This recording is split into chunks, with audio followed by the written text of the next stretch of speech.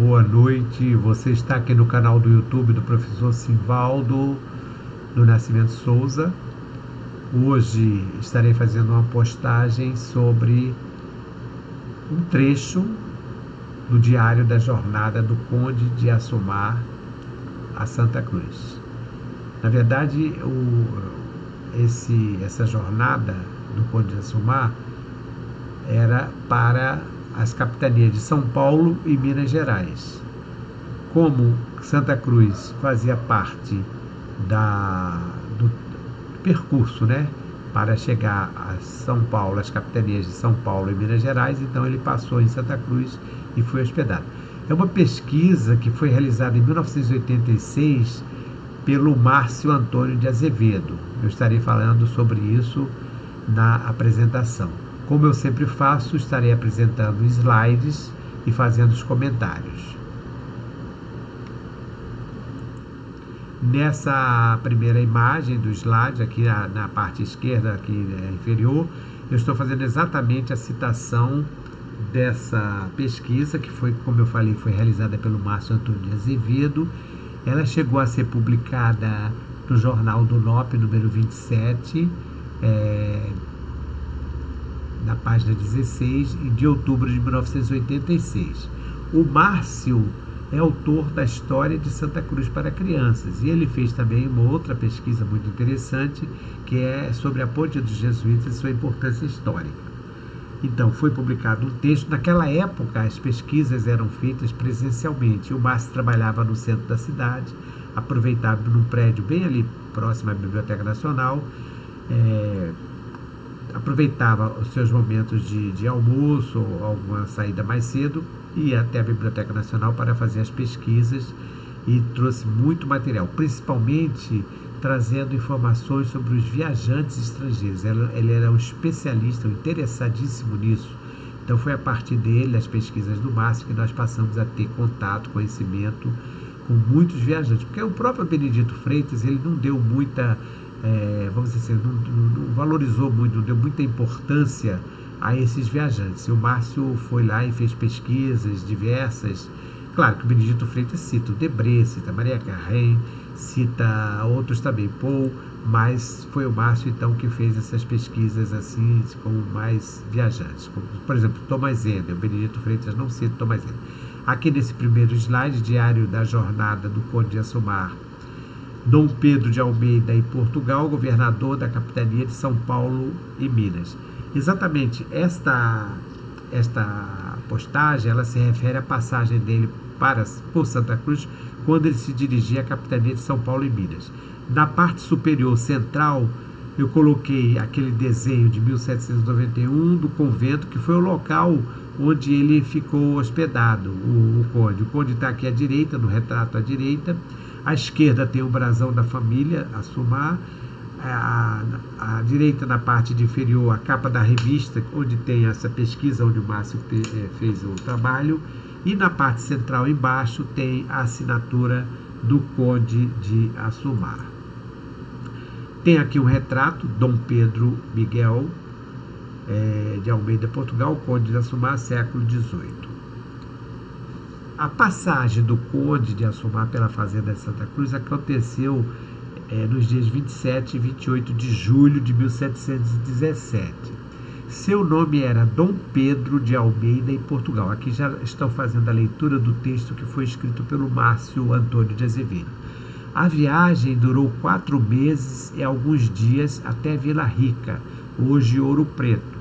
Então, do Rio até lá, durou esse período todo, porque a viagem ele ia parando em determinados locais. Ele foi, por exemplo, até a Ilha Grande, a Angra dos Reis, O Conde de Assumar faleceu em 1756, sendo que a sua viagem foi relatada por um companheiro anônimo, sendo publicada em diário pela revista do SFAM, tomo 3, janeiro e dezembro de 1939, de acordo com a cópia extraída do manuscrito 3828 da Academia de Ciências de Lisboa. Então essa foi uma transcrição que saiu na revista.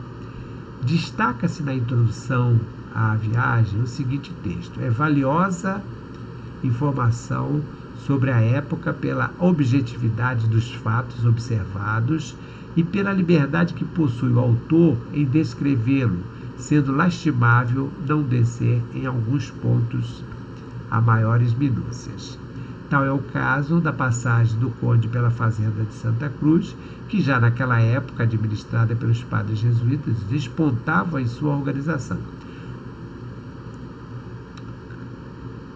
De qualquer modo, é de interesse histórico para Santa Cruz que destaquemos o breve relato de sua passagem por nossa terra. Então, aqui tem aquele desenho ampliado, né, mostrando o convento, que fica aqui na parte central um pouquinho à esquerda, e à direita, no caso a capela, e à direita exatamente o prédio onde ele ficou hospedado. Né? Esse convento é um desenho de 1791, mas o conde esteve aqui em 1717, quer dizer, um período anterior. Né? E o superior, o administrador da fazenda, que ele cita aqui, o autor do texto, cita, né, que foi recebido pelo superior, mas não fala o nome. Provavelmente era o padre Walter, que posteriormente ele foi substituído pelo padre Pedro Fernandes, o Pedro o Próvido, conforme relatou o José Rodrigues de Mello naquela obra que ele escreveu sobre os jesuítas. No dia 27 de julho de 1717, ouvimos missa e partindo depois chegamos pelo meio-dia a uma fazenda dos padres da Companhia do Rio de Janeiro, chamada Santa Cruz. No caso aqui é a Companhia de Jesus, Companhia dos Jesuítas, né? Chamada Santa Cruz. Nela assiste um superior com o seu companheiro. Provavelmente é o padre Walter com já o padre Pedro Fernandes, que foi o seu auxiliar. E tem debaixo de sua jurisdição até 350 casais de negros, a cujos filhos sustentam até ter idade capaz de poderem trabalhar cada um no ofício que lhe faz aprender, de sorte que assim para a fábrica da fazenda, como para todo o mais necessário, tem destes negros quanto há de mistério. Então, a informação aqui que está falando é exatamente que cada escravizado tinha uma função, né? Entre eles vimos um de idade de 160 anos. O Márcio colocou a SIC, né? Que, claro, é impossível uma pessoa com 160 anos, né? Isso aí é impossível, improvável, né? Que todos, deve ter sido algum engano na hora de anotar ou na hora de traduzir, não sei, porque jamais alguém teria 160 anos. Que todos os dias ia ao mato trazer sua carga de lenha. A fazenda é grandiosa, pois tem nela os padres 9.000 cabeças de gado maior. No caso aqui está falando do gado bovino, né? Muitas ovelhas e carneiros e não menos éguas e cavalos, em que fazem considerável lucro. Então vejam bem, em 1717 a fazenda já era bastante promissora. Os padres trataram-nos bem parcamente. Quer dizer, aqui ele está já fazendo uma reclamação porque não quiseram consentir que o cozinheiro nosso entrasse na cozinha e os seus, que eram negros, olha aqui o preconceito, não fazem outra coisa senão guisado de frades.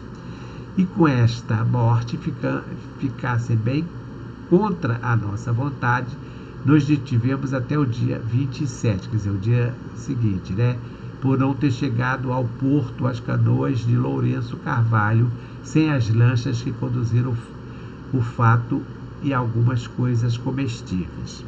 Quer dizer, dá a impressão aqui pelo texto que eles chegaram antes do dia 27, né? Porque está dizendo que ficaram até o dia 27. Daqui já é o dia 28, né? Quando eles vão embora. Tivemos notícia de haver chegado ao porto chamado de Pescaria, quer dizer, onde tem aquela ponta da pescaria, né? Aí meu amigo Silva me diz aí onde é que exatamente é isso. Uma das duas lanchas de Lourenço Carvalho, genro de Francisco Amaral, com suas canoas. Não conseguimos descobrir quem é esse Lourenço Carvalho, nem o Francisco Amaral, provavelmente pessoas que vieram lá da capital, lá do Rio de Janeiro, né? Partimos logo com este aviso em uma planície que quase à vista do porto encontramos com Lourenço Carvalho, que com 24 negros armados e bem vestidos e com 2 trombetas estava esperando sua excelência, e depois dos cumprimentos embarcou-se o dito senhor, no caso o próprio conde, né, na melhor canoa, e a sua família em outra pouco inferior, com salva de muitos tiros. Despedindo-se primeiro do superior da fazenda, que o tinha vindo acompanhar, uma questão de cortesia.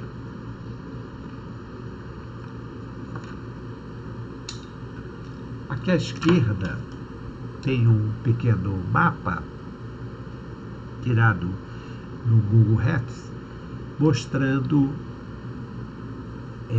provavelmente onde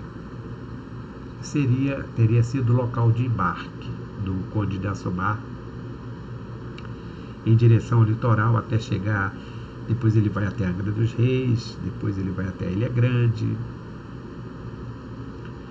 até Ubatuba, né, para chegar à capitania de São Paulo e depois Minas Gerais.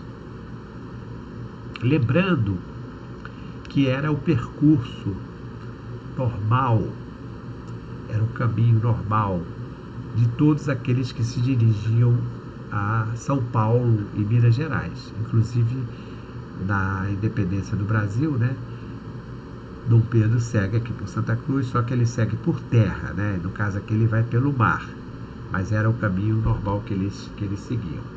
Então, esse relato é o relato que o Márcio tirou da revista. A partir de agora já é um complemento da pesquisa, porque para saber quem foi esse Conde de Assomar, né? Por que temos tanto interesse em fazer o registro dele aqui em Santa Cruz. Então, o Conde de Assomar, Dom Pedro, foi o governador, foi o governador das capitanias. Na época, as 2 capitanias eram juntas, né? A capitania de Minas e de São Paulo. Mas, assim que ele passa por Santa Cruz, depois de 2 anos, vai acontecer a chamada Revolta de Vila Rica, que é também conhecida como Revolta de Felipe dos Santos, que foi uma revolta que aconteceu lá na região de Minas Gerais, né, bem antes, um pouco antes, né, da conjuração da Inconfidência Mineira. Qual era o objetivo deles? Era extinguir as casas de fundição, porque vocês lembram, quem estuda um pouco da história, lembram que as casas de fundição, elas foram criadas exatamente para evitar que houvesse o roubo do ouro, né? Então o ouro era retirado das minas, dos rios, e eles passavam pela casa de fundição.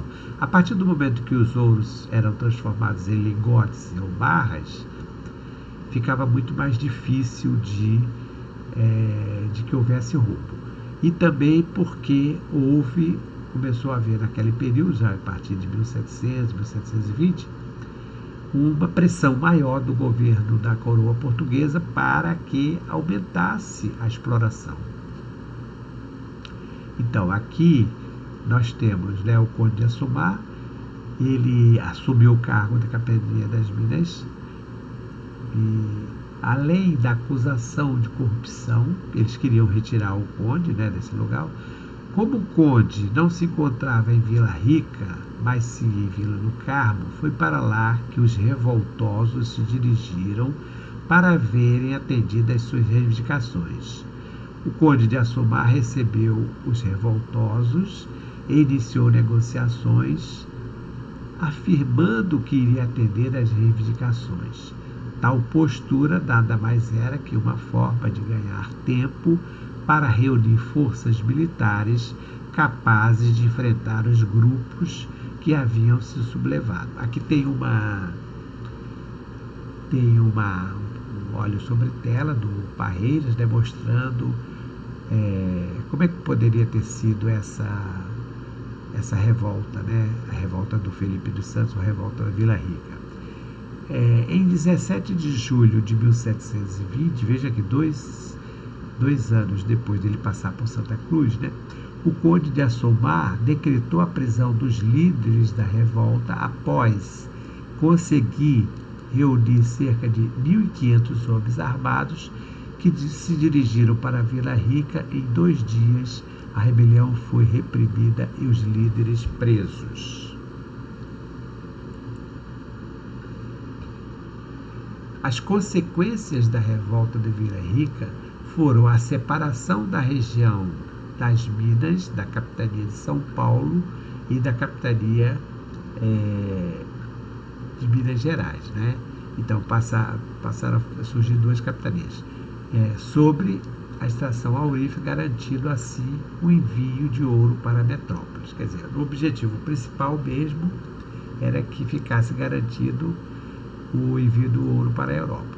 Aqui tem o brasão, aqui à esquerda tem o brasão de armas da família, no Conde de Assomar, e à direita exatamente a capa da revista, o tomo 33 de 1939, aliás, é uma excelente revista, onde o Márcio Antônio de Azevedo pesquisou para fazer esse trabalho, né? Bom, aqui nós temos uma provisão. O que é uma provisão? A provisão é um documento real que confere o título a uma determinada pessoa. No caso aqui, o título é concedido a Dom Pedro Miguel de Almeida, Portugal, Conde de Assomar, comendador da Comenda de São Cosme e Damião de Azere, da Ordem de Cristo, do Conselho de Sua Majestade, e sargento-mor da batalha de seus exércitos, governador e capitão general da capitania de São Paulo e Minas Gerais, etc, etc, etc, 10 de setembro de 1718, assinado Domingos da Silva, secretário do governo. Então, aqui à esquerda é o documento original, que se encontra no arquivo de São Paulo, do Estadual de São Paulo, e à direita a transcrição do arquivo, da provisão, né? Então, essa provisão exatamente é esse documento, como eu falei para vocês, que confere, né, o título do capitão governador. E esses textos que estão aqui fazem parte de um texto exatamente da revista, falando, descrevendo a importância, o significado da presença do Conde de Assomar aqui no Brasil, assumindo o governo, né, da capitania, e fazendo a transcrição. São vários textos para aquelas pessoas que queiram dar um prosseguimento à pesquisa, porque inclusive aqui tem a descrição exatamente do dia em que ele passa por Santa Cruz. Então aqui já na parte dessa descrição aqui. O Conde de Assomar, como ele foi governador, ele teve a residência dele em Mariana. Essa residência, ela fica aqui nesse prédio, que é um prédio que está ligado à igreja lá de Mariana, a principal igreja de Mariana, e exatamente aqui morou o Conde de Assomar. Esse prédio, então, foi transformado atualmente em museu. É um museu, vocês viram aqui, tem a parte interna do museu, né, tem alguns objetos, e aqui a parte externa do museu. Então, fica aqui a contribuição sobre a passagem do Conde de Assomar pela Fazenda Real de Santa Cruz, agradecendo ao amigo Márcio Antônio de Azevedo por esta pesquisa, que já foi publicada já em 1986 no Jornal do Norte. Um abraço a todos e até uma próxima oportunidade.